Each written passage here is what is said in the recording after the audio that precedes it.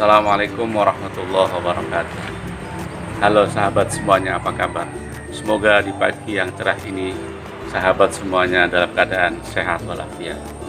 Pada kesempatan kali ini saya ingin melanjutkan pembicaraan saya kemarin terkait dengan bagaimana caranya membangun komunikasi antara orang tua dengan anak.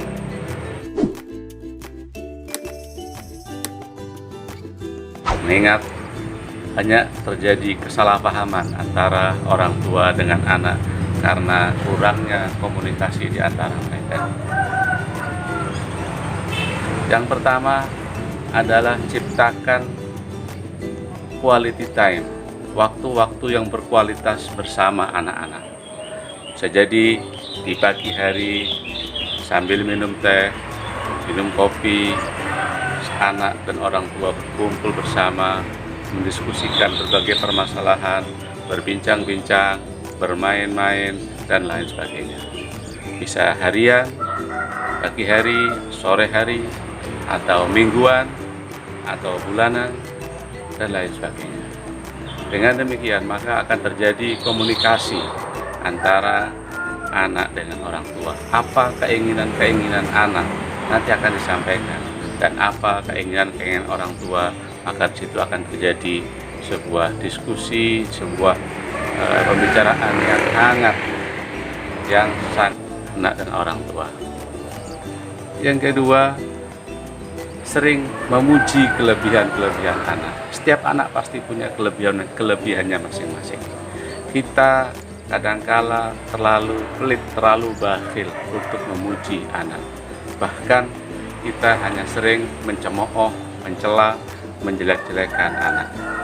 Nah, sekarang kita balik, maka perbanyaklah kita memuji anak. Walaupun kecil, anak umpamanya mencuci piring, kita puji. Anak menyapu halaman, atau anak mengerjakan apa yang disuruh oleh orang tuanya, kita sering memuji. Jadi usahakan lebih banyak memuji daripada mencelanya. Dengan demikian anak akan merasa senang, merasa semangat, merasa bergairah, merasa dihargai, merasa ada dalam keluarga tersebut. Tetapi kalau kita hanya mencela saja, mencemooh saja, sedikit-sedikit memarahi, maka anak akan merasa kecil hati, frustasi, merasa tidak berharga, dan pada akhirnya akan murung dan membenci kedua orang tuanya. Yang ketiga, kita harus bisa memasuki dunia mereka. Kalau mereka lagi suka bermain, kalau bisa kita juga ikut bermain dengan mereka. Kalau mereka suka olahraga, kita juga ikut berolahraga dengan mereka. Jadi berusaha untuk masuk ke dunia mereka agar mereka kita ajak ke dunia kita. Jadi kita tidak semena-mena menyuruh mereka secara langsung, tidak, tapi kita dengan cara memasuki dunia mereka dulu, baru kita ajak mereka ke dunia kita. Anak yang sedang bermain game umpamanya, kemudian kita ingin menyuruh dia untuk berhenti, maka tidak bisa langsung, "Nak, kamu jangan main game terus," tidak bisa, karena itu akan menyakitkan hati mereka. Ya mungkin kita dengan cara pura-pura ikut main game, tertarik dengan game mereka, dekati, kemudian tanya-tanya ini game apa, ini game itu, bagaimana cara permainannya.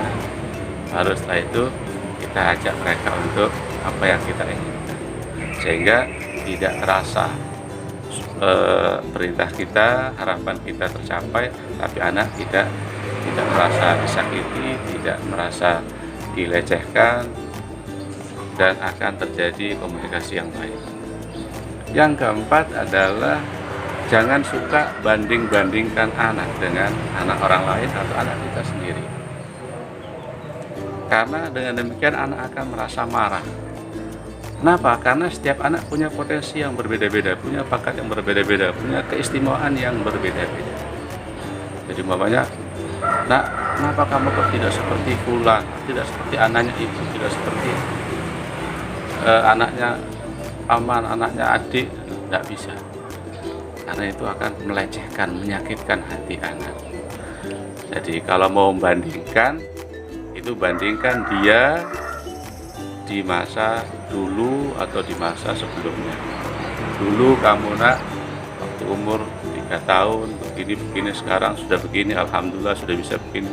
Jadi bandingkan kekurangan-kekurangan dia sebelumnya dengan kelebihan-kelebihannya. Dengan demikian Anda akan merasa percaya diri bahwa dia merasa ada kemajuan, ada peningkatan dari sebelumnya. Dan yang kelima, sama dengan yang di atas, bersikap adil sama anak. Jadi kalau kita punya anak lebih dari satu, ya hendaknya kita berbuat adil.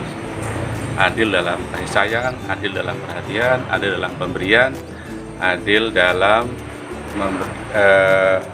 memberikan sesuatu, ya harus adil walaupun mungkin kadarnya, kapasitasnya bisa jadi berbeda antara anak yang besar dengan anak yang kecil, mungkin bisa jadi berbeda kadar pemberiannya tetapi sama-sama diberi.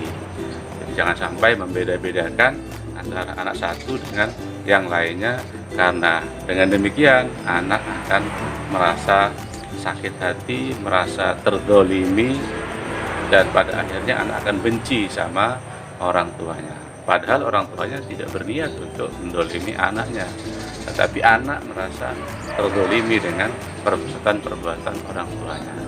Saya kira itu mungkin sebagai tambahan dari penjelasan saya yang kemarin.